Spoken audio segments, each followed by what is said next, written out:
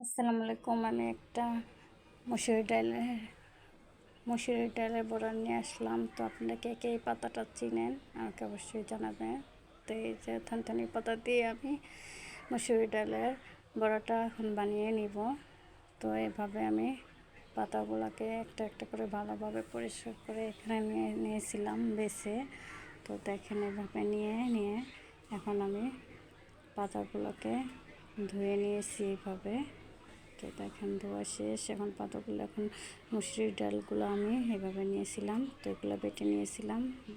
বেটে নিয়ে এখানে পেঁয়াজ কুচি, মরিচ, হলুদ মরিচের গুঁড়া, ধনিয়া পাতা, এখানে সব কিছু আমি কিছুটা কাঁচামরিচ কুচি দিয়ে এখানে ভালোভাবে আমি অ্যাড করে দিলাম। তো আমার ব্যাটারটা তৈরি হয়ে গেছে।